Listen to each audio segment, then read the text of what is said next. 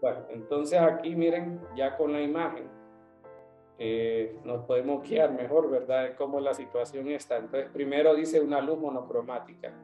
Nos dijeron que es una luz con una sola longitud de onda, ¿verdad? Y que tiene una fase constante. Bueno, entonces aquí la razón por la que pasan por varias rendijas, la primera es de que al pasar por esa rendija que le llaman SO, lo que ocasiona en este caso, ¿verdad? Es de que la separación, es decir, pasa a través de SO y eso provoca entonces de que se generen frentes de onda, ¿verdad? Como lo que están viendo ahí en forma circular o parte de lo que sería un círculo, ¿verdad? Un arco.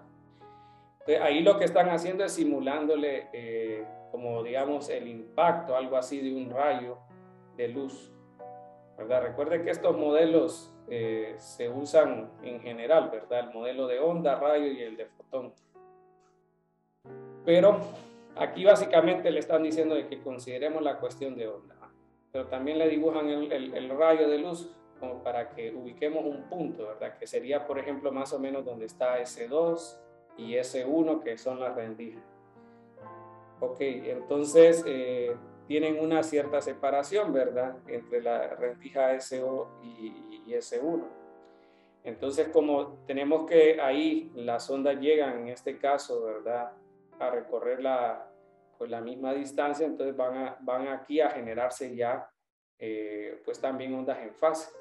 En las dos rendijas van a llegar en fase, ¿verdad? Entonces, eso provoca que se cumpla la cuestión de la interferencia debido a las fuentes coherentes. Entonces, el punto es de que aquí, ya pasando de S2 de las rendijas, estamos viendo de que se da la cuestión esa de los frentes de onda, ¿verdad?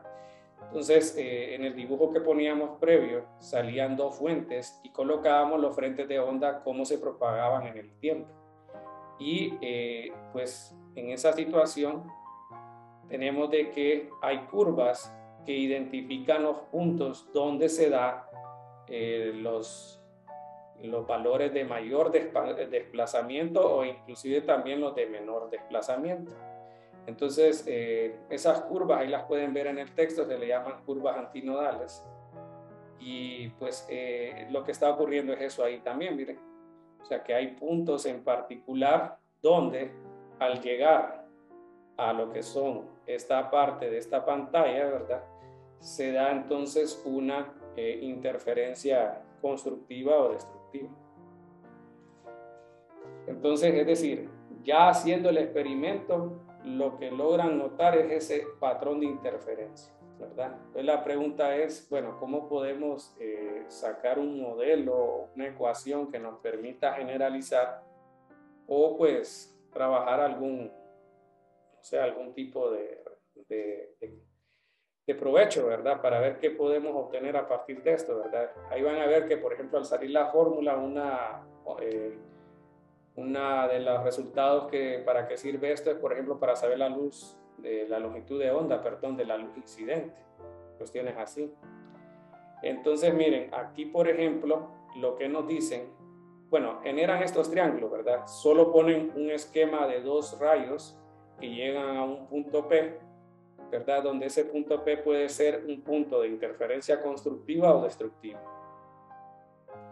Entonces, según lo que hablábamos acá, si la diferencia entre lo que es el trayecto de cada una de las fuentes es un múltiplo, ¿verdad? De la forma m o m más un medio, tendríamos lo que es la interferencia constructiva o destructiva. Entonces, aquí lo que hacen es mencionar de que, por ejemplo, la distancia extra que haría una de las fuentes sería mediante el valor de seno del ángulo. Y les voy a colocar otra imagen que me pareció un poquito más fácil de distinguir para ver esas distancias. Déjenme ver cuál era. Había una que se notaba mejor esa distancia. Déjenme ver aquí. No, bueno, ahí, bueno, voy a agregar esta, a ver. Tal vez ahí vemos esa parte. Y aquí quería agregar otra imagen en la que dicen, bueno, asumen, por ejemplo, de que como la distancia de la separación entre las rendijas es bien grande, básicamente los rayos son paralelos, que es la que estoy colocando en esta imagen. Pues aquí miren, lo que dicen es como la distancia entre las dos rendijas es mucho más grande, ¿verdad? Que el espacio de las rendijas en sí, podemos entonces asumir que básicamente estos son paralelos. Entonces lo que le hacen es trazar una línea perpendicular y le dicen, bueno, aquí podemos ver claramente que la distancia extra que recorre, digamos, la luz que pasa por la rendija 2 es esta cantidad. Entonces D es la separación entre las rendijas, ¿sí? Y este ángulo θ sería entonces, por ejemplo, la desviación que tendría uno de esos rayos de luz. Por ejemplo, en el dibujo de acá, si ustedes notan que le ponen este θ, aquí por ángulos alternos internos es θ, pero aquí se forma un ángulo, un triángulo rectángulo. ¿Sí? Entonces, si aquí es, más bien sería, no, ¿cómo sería el ángulo? Sí, aquí creo, aquí está el triángulo. ¿Eh? Es decir, aquí por ángulos complementarios se llega a concluir de que parece que es este que dicen que es θ, el ángulo. Porque la distancia esta es como la componente y, ¿verdad? Y D sería entonces esta parte de acá. Entonces con eso hacen lo que es la relación del seno del ángulo. Aquí queda mejor, miren. Aquí tienen el ángulo θ, ¿verdad? Pero la desviación, ¿verdad? En este caso se puede distinguir, ¿verdad? Mediante las cuestiones estas de ángulo, ¿verdad? Aquí habría que tal vez ver un poquito más acá, miren, de que tendríamos una línea más o menos así y aquí tendríamos el ángulo θ, ¿verdad? Y de esa manera podemos llegar aquí al complemento 90 menos θ y de ahí al ángulo que sale ahí.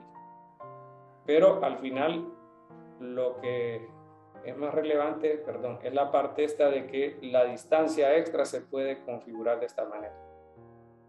Es decir, que la interferencia se da debido a que esto representa el R2 menos R1 que nosotros vimos o analizamos en la parte anterior para las condiciones de interferencia constructiva o destructiva.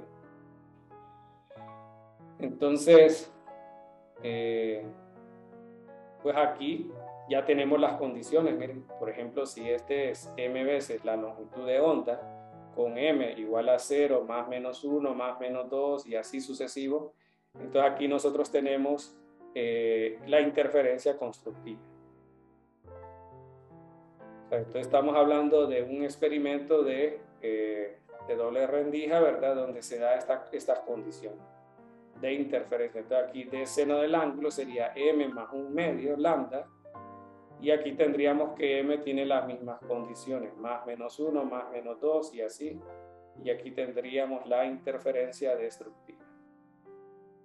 ¿Ok? Entonces, eso ya nos ubica dónde vamos a encontrar, ¿verdad? Es decir, primero sería en este caso la distancia extra, ¿verdad?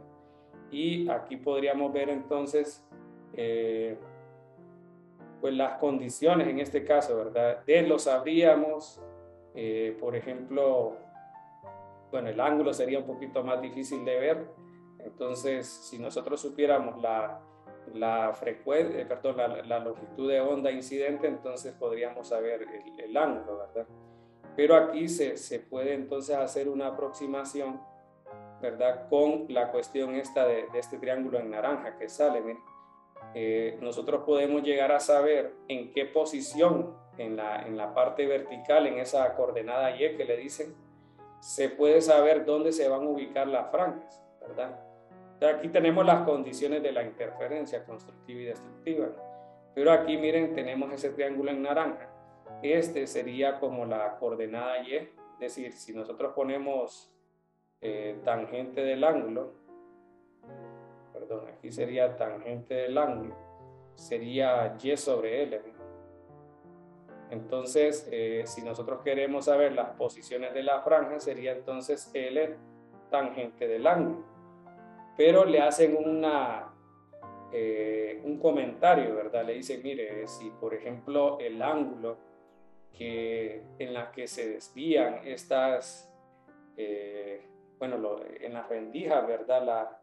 La luz es muy pequeña, entonces se puede llegar a pues trabajar una aproximación de que tangente del ángulo se aproxime a seno, ¿verdad? Ahora, aquí miren que, tendríamos aquí que la aproximación nos llevaría, es decir, pero aquí sería para θ pequeño, ¿verdad? Diríamos alrededor de unos, creo que 10 grados más o menos, ¿verdad?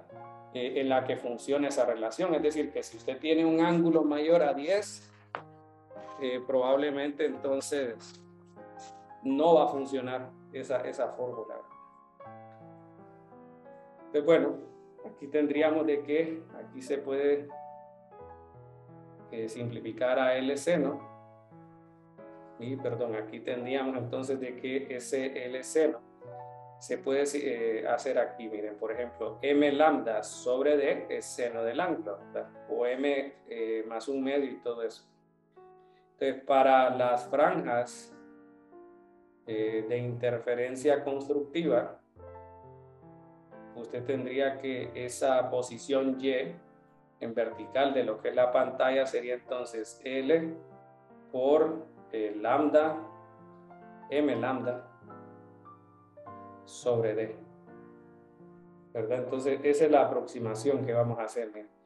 Y para ubicar las franjas en interferencia destructiva, entonces la fórmula es muy similar, solo que le agregamos el M más un medio.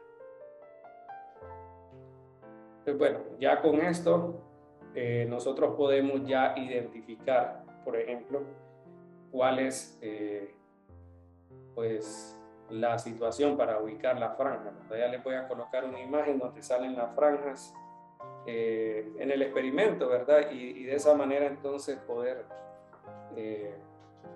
ya tener un esquema de cómo sería la imagen. Entonces, déjenme ver aquí.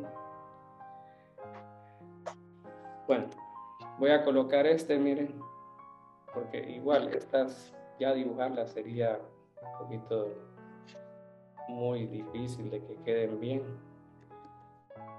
Entonces aquí, por ejemplo, les voy a agregar de aquí, miren. Entonces ahí tenemos el mismo experimento. Le dicen, por ejemplo, una onda plana es incidente, ¿verdad? En la doble rendija, y de ahí tenemos la parte esta de la separación, ¿verdad? En fase. Y bueno, entonces aquí tenemos, miren que cuando M vale 0 se le llama entonces el máximo central. Entonces ese sería donde se da la máxima intensidad de la interferencia. Y luego tenemos estos valores de M, miren, ahí nos están dando los valores de tanto de interferencia destructiva como constructiva. Ahora, miren que, por ejemplo, podemos nosotros restar, por decir así, o preguntarnos, ¿verdad? ¿Cuál será la distancia entre lo que son, ¿cómo sería? Franjas consecutivas, es decir, entre franjas donde hay una interferencia constructiva y otra donde hay una franja destructiva. Entonces miren que aquí va avanzando M y todo eso, ¿verdad? Por ejemplo, acá usted tendría que, pues en este caso, vaya, por ejemplo, si yo quiero ver entre franjas de interferencia, digamos, constructiva, podría yo entonces verificar esta resta. Miren. ¿Qué significa YM más 1 menos YM? Sería entonces la separación, digamos, entre estas franjas, ¿verdad? Algo así. Entonces, bueno, si nosotros hacemos la sustitución de la fórmula que tenemos ahí, ¿verdad? Pues, por ejemplo, sería L es constante, lambda es constante, D, lo que cambia es la M, ¿no? Entonces, en uno tendría M más 1 y en el otro tendríamos solo M. Entonces podemos ver de que la distancia entre franjas constructivas y destructivas es la misma. Siempre sería entonces L lambda menos, ¿verdad? lo puede hacer en este caso para la cuestión de franjas de interferencia destructiva y creo que nos daría lo mismo, ¿verdad? Porque tendríamos, si quieren lo hacemos, por ejemplo sería, aquí tendríamos este y sería L lambda sobre D es lo mismo, ¿verdad? En el primero tendríamos M más 1, ¿verdad? Por lo de la relación esa, ¿verdad? Más 1/2 menos M más 1/2, ¿verdad? Y ahí todo lo demás ya está. Entonces miren que se cancela el M y se cancela el 1/2, solo queda 1. Entonces estamos viendo que también independientemente que si son franjas de interferencia constructiva y destructiva, están a la misma separación, ¿verdad? Están a la misma distancia separada. Bueno, entonces eso es hablando, por ejemplo, de la cuestión de la parte esta de la ubicación, ¿verdad? En este caso estaríamos ubicando lo que son ya las franjas y estamos viendo entonces de que se pueden hacer esas aproximaciones para conocer, ¿verdad? Pues en qué valor de M se encuentran en las condiciones generales. Pero pues esto al final, ¿verdad? Recuerde que la luz es una onda electromagnética. Entonces también hacen lo que es un análisis de lo que es la cuestión esta de la intensidad, así como lo que hablábamos en el caso del sonido, en el cual decíamos de que a mayor distancia había una situación, ¿verdad?, en la que la intensidad disminuye. Entonces aquí lo que hacen es verificar entonces una relación para la intensidad, ¿verdad? Entonces aquí sería intensidad en interferencia. Ok, entonces para esta parte, ¿verdad? Lo que consideran es, ¿verdad? Lo que sería la parte esta de la magnitud de lo que es la parte del campo eléctrico. O sea, solo lo asocian de esa manera, con la magnitud del campo eléctrico, porque recuerde que nosotros llegamos a describir una relación de la energía. O sea, unimos la parte de la energía debido a la contribución de campo eléctrico y magnético, pero por la relación entre ellas dos con la rapidez de la luz, entonces llegamos a describir una sola ecuación en términos del campo eléctrico, ¿verdad? Es decir, creo que por aquí lo tenemos, no muy lejos. Perdón, este es nuevo. Sí, entonces creo que era 1/2 epsilon e cuadrado, algo así, ¿verdad? Creo que aquí en lo de programación lo tenemos, solo para que lo vean. Por ejemplo, miren, I igual a epsilon, ¿verdad? E cuadrado del valor eficaz, ¿verdad? Por C. Yo creo que aquí arriba lo habíamos, aquí está, 1/2 de epsilon, ¿verdad? Entonces, o sea, podemos ya describir la energía, ¿verdad? La energía en términos de lo que es solo en términos de la magnitud del campo, ¿verdad? Pero obviamente están involucrados los dos. Bueno, entonces la idea es de que usted tiene la doble ranura y pues a usted le hacen en este caso la simplificación con 2 rayos, ¿verdad? Pero en general recuerde que para nosotros es el modelo de onda. Entonces, para visualización lo hacen de esa manera, ¿verdad? Entonces el punto es de que dice, vamos entonces a definir, así como tenemos R1 y R2 para la distancia, también vamos a tener lo que es la magnitud del campo. Entonces asumen varias cosas para facilitar el análisis y sacar una relación ya, ¿verdad?, que ayude pues, de alguna manera a definir alguna, ¿verdad?, condición entre la intensidad y el campo. Entonces definen de que están desfasadas por ese valor phi, ¿verdad? Y que tal vez por la cuestión de las distancias, recuerden que el campo depende también del R cuadrado y recíprocamente, ¿verdad? Pero lo que hacen es, pues, no considerar ese efecto, ¿verdad? De lo que sería el valor estrictamente del E0, que no sería el mismo para E2, ¿verdad? Por la distancia. Y bueno, entonces aquí, por ejemplo, lo que podemos hacer es, por ejemplo, en el libro manejan lo que es la parte esta con el diagrama de, como de vectores, ¿verdad? Por ejemplo, colocan el primero que sería el E1. Por ejemplo, aquí sería, aquí solamente así.